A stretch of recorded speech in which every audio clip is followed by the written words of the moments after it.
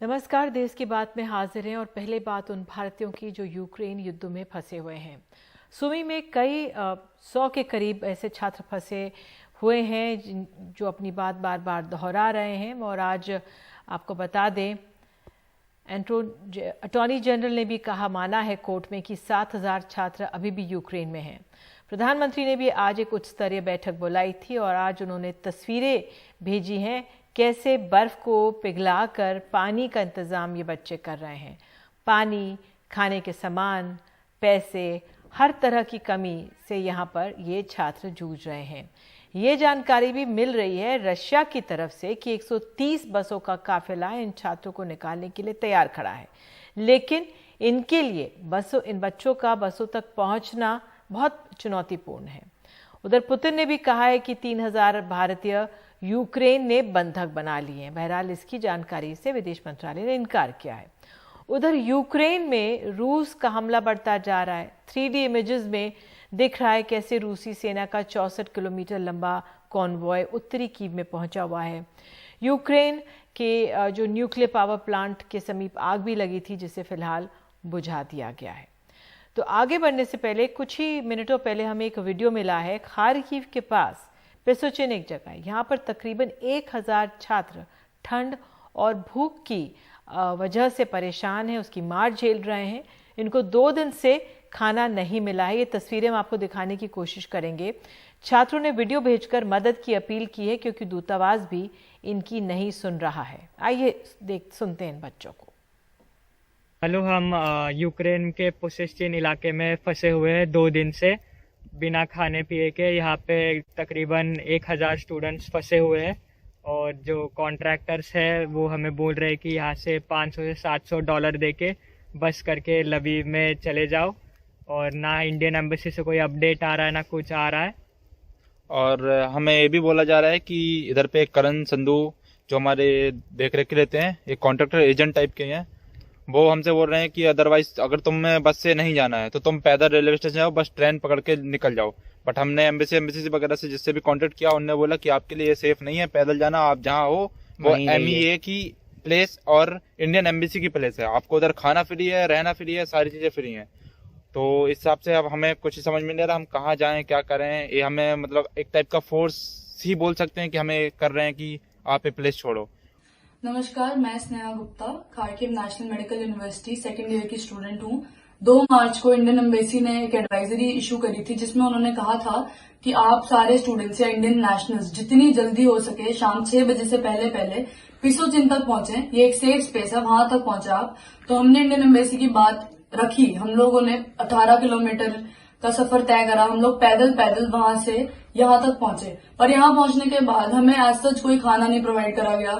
ठीक है, हम लोग 2 दिन से भूखे प्यासे बैठे हैं। हम लोग जो कर रहे हैं अपने बेसिस पे कर रहे हैं।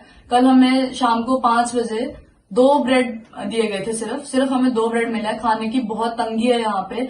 हमें अब तक खाना नहीं मिला है प्रॉपर, और हम कुछ नहीं कर सकते इस चीज के बारे में। जल्दी हो सके विद इन लेस टाइम हमें यहाँ से इवैक्यूएट करें थ्रू ग्रीन कॉरिडोर। और यहाँ पे सब बच्चे बीमार पड़ रहे हैं, जैसे कि यहाँ बहुत ज्यादा ठंड है, उसकी वजह से यहाँ बच्चे बहुत ज्यादा बीमार हो रहे हैं। और यहाँ पे सच कोई फैसिलिटी नहीं है, मेडिसिन प्रोवाइड कोई करने वाला नहीं है।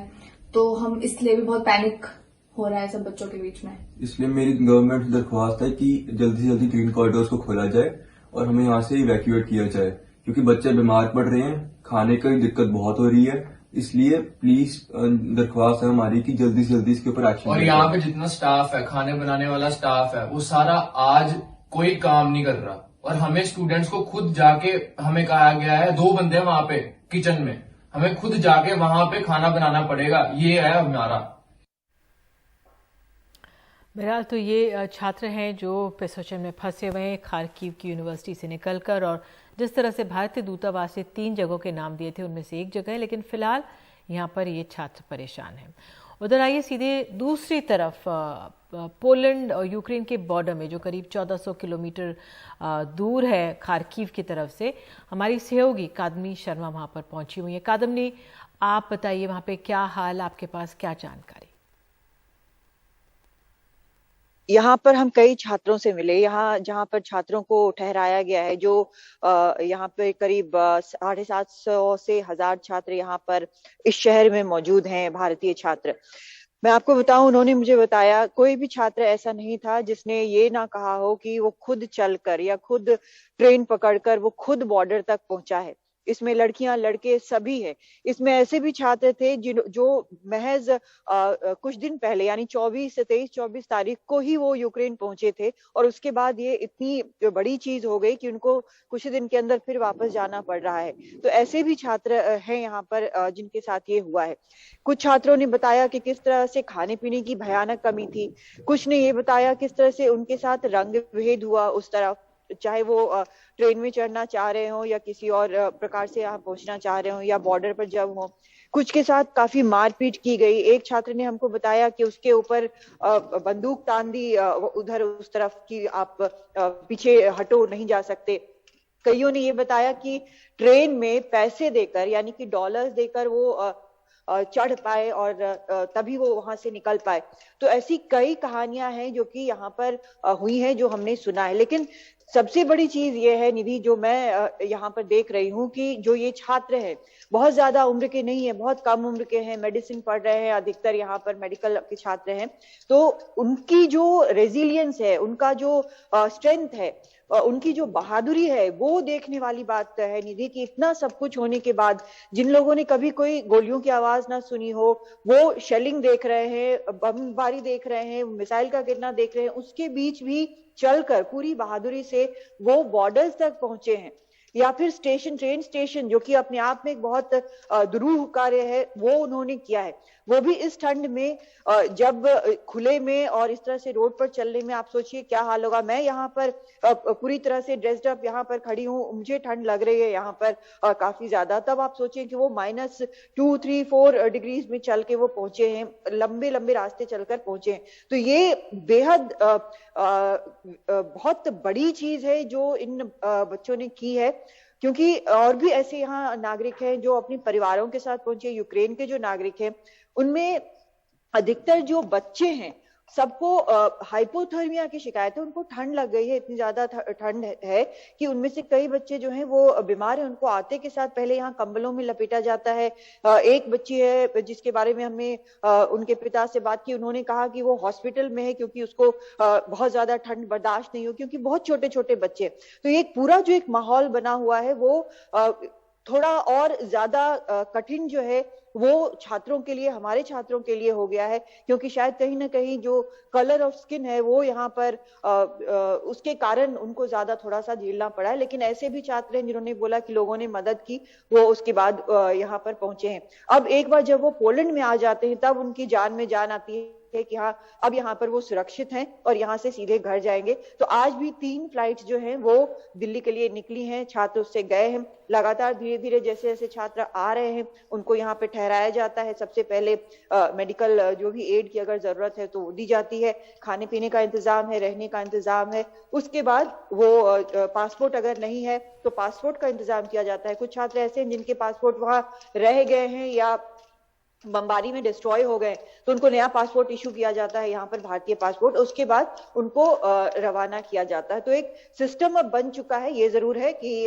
कैसे यहाँ से काम चलेगा। लेकिन निधि ये भी सच है, जो अभी हम छात्रों की बात सुन रहे थे, कि अभी भी बड़ी संख्या में छात्र, भारतीय छात्र वहां पर फंसे हुए हैं, जिनकी चिंता जो वहां से निकल आए हैं छात्र वो भी कर रहे हैं, क्योंकि वो उनके दोस्त हैं या उनके जान पहचान के हैं। तो ये एक कठिन अभी भी सवाल बना हुआ है कि वो छात्र, सभी छात्र कैसे वापस घर आएंगे। बिल्कुल, मुझे कादम्बनी आपसे यही पूछना था। अटॉर्नी जनरल ने आज कोर्ट में माना है कि 7000 बच्चे, अब छात्र अभी भी यूक्रेन में हैं, और अभी हमने 1000 बच्चों का पेसोचिन के दृश्य दिखाया किस तरह से वो वहां पे फंसे हैं। लेकिन ये जो जहां पे वो फंसे हैं वो भारतीय दूतावास ने 3 जगहों में से एक जगह थी, ये वो जगह है।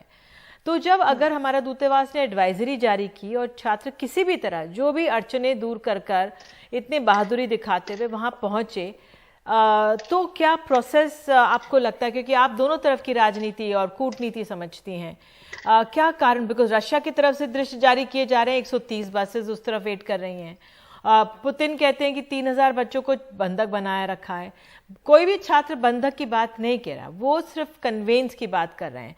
तो यहाँ पर यूक्रेन और रशिया के बीच बात तो हुई है, दोनों राष्ट्रपतियों के बीच, और ये कहा गया है कि भाई एक सेफ कॉरिडोर दिया जाएगा, लेकिन उसका क्रियान्वयन होने में कितना समय, क्या आंकलन आपका? देखिए, ये कहना बड़ा मुश्किल है निधि, क्योंकि बातचीत हो रही है। बातचीत में कहा गया कि हम एक सेफ कॉरिडोर देंगे सिविलियंस के लिए। वो कब होगा, ये एक सवाल है। जो बसों की बात है उसमें साफ तौर पर जब तक वो रूस से सहयोग नहीं करेगा, जब तक लड़ाई वहां पर थमेगी नहीं कुछ देर, वो बच्चे जो हैं वहां से कैसे पहुंचेंगे वहां तक, उसके लिए भी एक सवाल है। दूसरा ये है कि ये सब कुछ जब चल रहा है उस वक्त लड़ाई भी चल रही है, तो ये एक रेजिंग वॉर सिचुएशन है जहां पे कहा बहुत कुछ जा रहा है, किया उससे कम जा रहा है। तो ये एक ऐसी स्थिति बनी हुई है जहां पर ये कहना बहुत कठिन है कि पुतिन ने बोला है तो वो दे देंगे एक सेफ कॉरिडोर और हो जाएगा क्रिएट। दूसरी तरफ यूक्रेन में भी अगर सेफ कॉरिडोर वहां की सेना भी देना चाहे तो वो दे देगी, क्योंकि ये एक अपने आप में ये भी हमने सुना है यहाँ पर कि छात्रों ने हमको बताया है कि जो भारतीय छात्र हैं उनके साथ थोड़ा ज्यादा समस्या है, क्योंकि बहुत जो राइट विंग प्रोपेगेंडा है वो भी बहुत ज्यादा चल रहा है यहाँ पर कि ये लोग हमारी नौकरी लेने आए हैं, ये सब भी दिमाग में बहुत लोगों के है।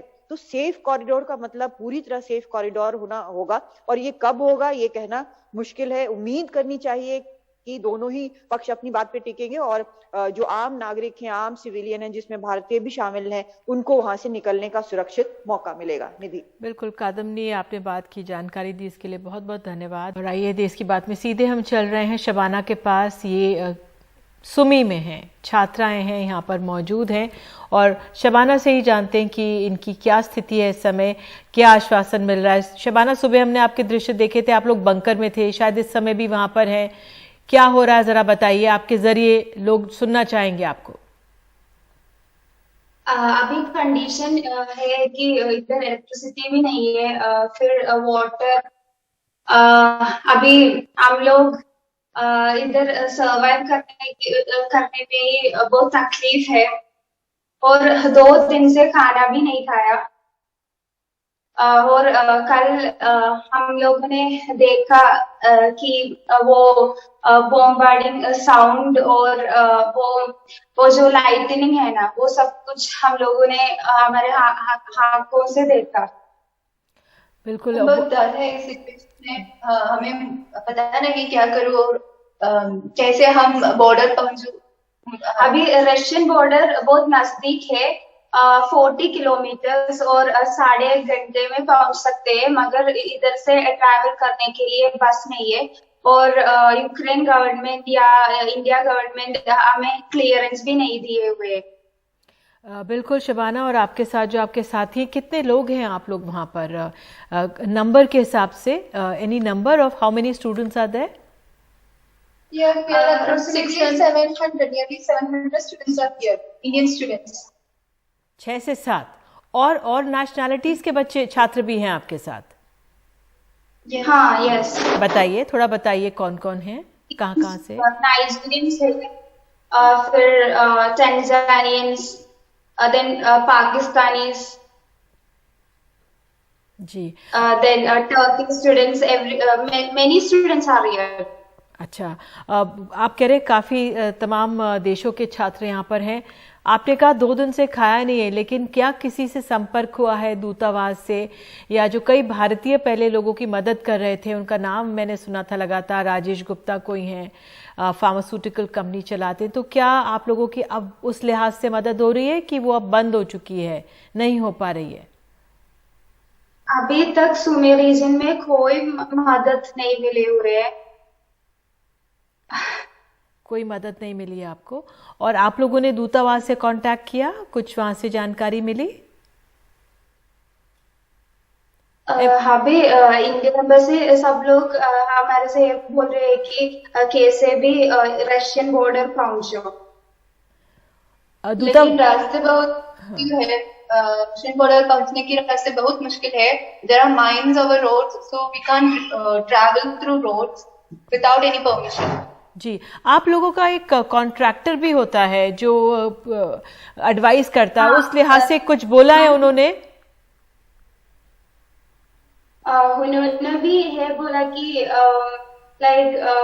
we have to travel to Russian border, but till now there is no buses for us. If we have to travel, then we have to get clearance. Then only we will be able to travel.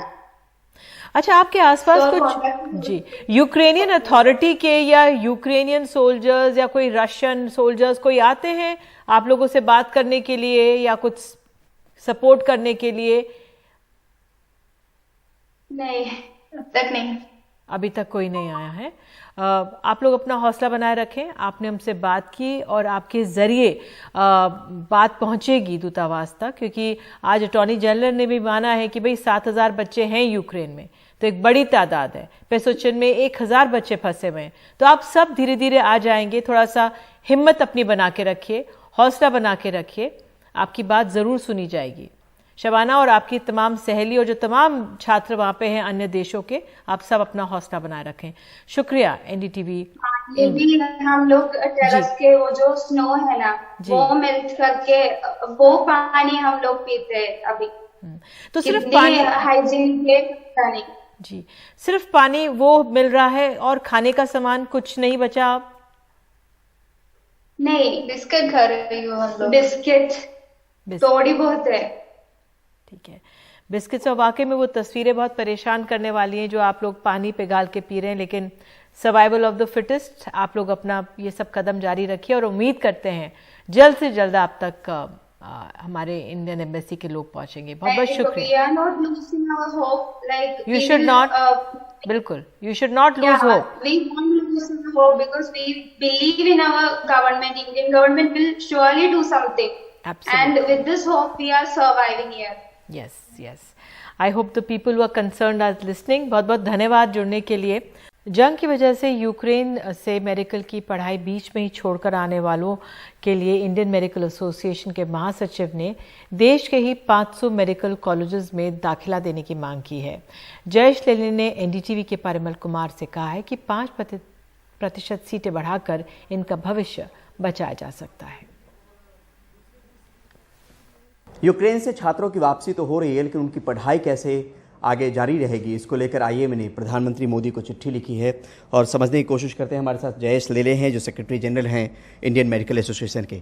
Sir, क्या कुछ चिट्ठी में लिखा गया और किस तरह की चिंताएं आप लोगों ने व्यक्त की? चिट्ठी में बेसिक ऐसा लिखा है कि ये जो 17 से 20 हज़ार स्टूडेंट जो वापस आ गए अचानक उनकी पढ़ाई छोड़ के, वो कोई एक फर्स्ट ईयर या सेकेंड ईयर या जो भी साल में होंगे, उनकी पढ़ाई जो पूरी अधूरी रह जाएगी। और आज के तारीख में जब भी वो वापस देश नॉर्मलिटी में हो जाएगा, वापस पढ़ाई शुरू होगी, हमें मालूम नहीं है कभी होएगा, कितना टाइम लगेगा। और उसी के साथ बच्चे और पेरेंट्स वहाँ वापस जाने के लिए भी शायद नहीं मानेंगे कि हम वापस जाके पढ़ेंगे। तो इसमें उनको फ्यूचर के दृष्टि से इंडिया में स्टूडेंट थे, पास होके वो यहीं आने वाले थे, तो उनके लिए जो भी कमी हो जाएगी जैसे साल में, तो वहाँ उनको हमारे यहाँ 500 से ऊपर मेडिकल कॉलेजेस है। काफ़ी हर साल 70 से 80 हज़ार बच्चे एडमिट हो जाते हैं, तो उनको कहीं ना कहीं एडमिट किया जाए, कहीं ना कहीं उनको अकोमोडेट किया जाए ईयर के हिसाब से। और उनको जो भी एग्ज़ाम लेना है वो गवर्नमेंट नक्की कर सकती है। आफ्टर MBBS पासिंग उनको यहाँ आके एग्ज़ाम देनी ही पड़ती है, तो वो हिसाब से उनको कंसिडर किया जाए ऑन अ ह्यूमैनिटेरियन ग्राउंड। और एट द सेम टाइम हम 20,000 डॉक्टर खोना नहीं चाहते। अल्टीमेटली हमारे देश की एक मेडिकल एजुकेशन की जो संपत्ति है उसको हम लोग खोना नहीं चाहते। तो इसके लिए हमने गवर्नमेंट को लेटर लिख रहे हैं, हम हेल्थ मिनिस्टर जी को लेटर लिख रहे हैं और NMC को भी लेटर लिखेंगे कि इसके बारे में जो भी आपका चर्चा करे और जो भी एग्ज़ाम लेनी है, कौन से कॉलेज में किस तरह से सीट का अकोमोडेशन करके इनका आधार दिया जाए, ये हमको सोचना ज़रूरी है। डॉक्टरों को मानसिक नुकसान भी हो जाएगा, जो स्टूडेंट थे उनका फ्यूचर आज खराब हो जाएगा। तो इसके बारे में हमने विचार करके ये हमारी जो कमेटी है उसने निर्णय ले लिया। ठीक, बहुत शुक्रिया हमसे बात करने के लिए। नई दिल्ली से परिमल कुमार, NDTV इंडिया। हाल ही में मध्य प्रदेश में दलित वर्ग के वोटरों को रिझाने के लिए सरकार ने बड़े पैमाने पर संत रविदास जयंती का आयोजन किया, लेकिन एक के बाद एक दलितों पर अत्याचार के मामले रुक भी नहीं रहे हैं। खरगोन में महाशिवरात्रि पर एक दलित युवती को महादेव की पूजा करने से रोक दिया गया। सावधानी की दुहाई दी जाती रही, पुलिस को बुलाने की भी बात कही गई, लेकिन उसकी एक नहीं सुनी गई। मामला टेमली गांव का है, जो पूर्व बीजेपी मंत्री बालकृष्ण पाटीदार का गृह गांव है। बहन तुम संघर्ष करो, हम तुम्हारे साथ हैं। बहन तुम संघर्ष करो, हम तुम्हारे साथ हैं।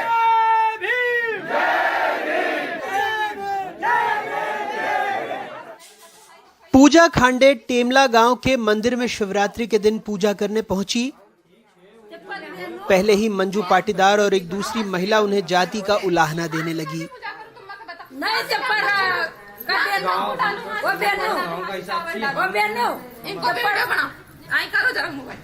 बताओ इनका तरफ कहीं में तुम सीधा जान देखो तो अंदर जाके पूजा कर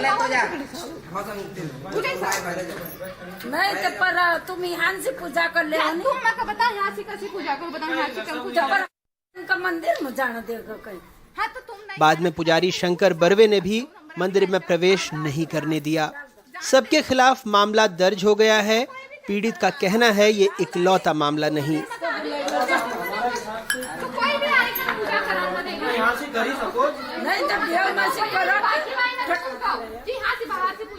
तो क्यों अधिकार नहीं है हमें? ये कानून में लिखा नहीं है, ये संविधान में लिखा नहीं है, क्यों नहीं वो हमें जाने दे रहा है? मंदिरों में जाने दिया जाए। हमें गणगौर पूजा निमाड़ में होती है तो 8 दिन पहले छूना बंद कर देते हैं। उनकी माता वो अलग लेकर जाते हैं। हमारा रास्ता आप लोग देखो, पत्थरों पे से कांटों पे से निकल के माता को लेकर जाते हैं, तो उनके रास्ते से क्यों नहीं निकालने देते हैं वो हमें? शिवरात्रि के दिन की ये घटना बताई गई है। जो वीडियो वायरल हुआ तत्काल ही पुलिस मौके पे गई है और लोगों से वहाँ बातचीत भी की है। बाद में मंदिर में पूजा भी करने दिया गया है, परंतु शिकायत के आधार पर एक अपराध पंजीबद्ध किया गया है और उसमें एक व्यक्ति की गिरफ्तारी भी कर ली गई है। और शहर में जो है उस समय गांव में हमने फोर्स तत्काल ही लगा दिया था और अभी वहां पे शांति व्यवस्था बनाई गई है। ये उस राज्य में हो रहा है जहां दलितों के घर खाना खाने, रविदास जयंती बड़े पैमाने पर मनाने जैसे आयोजन के प्रतीकों की सियासत हो रही है। लेकिन वहीं विधानसभा में पूर्व मंत्री जीतू पटवारी के सवाल के जवाब में जो आंकड़े मिले हैं उससे पता लगता है कि साल 2018 से 21 के बीच मध्य प्रदेश में अनुसूचित जाति जनजाति के खिलाफ अपराध के 33,239 मामले दर्ज हुए, लेकिन सजा सिर्फ 36% मामलों में मिली। मध्य प्रदेश में दलितों के प्रति दुर्भावना बढ़ती जा रही है। ये कैसा संयोग है कि एक बेटी मंदिर में जाने से रोक दिया गया, और ये कैसा संयोग है कि एक पुलिस अधिकारी जो दलित था उसको पुलिस का सहारा लेना पड़ा घोड़ी पे चढ़ने के लिए। शिवराज जी कैसा मध्य प्रदेश बनाना चाहते हैं, जहां हम क्या आदिम युग में जा रहे हैं? इंसान इंसान में भेद मध्य प्रदेश में ही क्यों होता है, और खासकर दलित परिवारों पे क्यों होता है? हालात ये हैं कि प्रतीकों के बावजूद जनवरी में सागर में दलित दूल्हे को संगीनों के साए में सेहरा पहनना पड़ा, तो छतरपुर में पुलिसकर्मी दूल्हा पुलिस वालों की मौजूदगी में घोड़ी पर चढ़ पाया। मध्य प्रदेश में अनुसूचित जाति के लिए 35 सीटें आरक्षित हैं। पिछले चुनाव में बीजेपी को इसमें से सिर्फ 18 सीटें मिली थी। यानी आप जो ये कवायद देख रहे हैं एक साथ खाना खाने का, जयंती मनाने का, उसका बड़ा मकसद इस वोट बैंक को दोबारा हासिल करना है। क्योंकि अगर मकसद बराबरी दिलवाना होता तो फिर सबसे पहले उन अपराधियों को सीखचों के पीछे डाला गया होता जो इंसान इंसान के बीच भेदभाव करते हैं, जाति के नाम पर उनका उत्पीड़न करते हैं। खरगोन से आसिफ और भोपाल से कैमरा पर्सन रिजवान खान के साथ अनुराग द्वारी, NDTV इंडिया।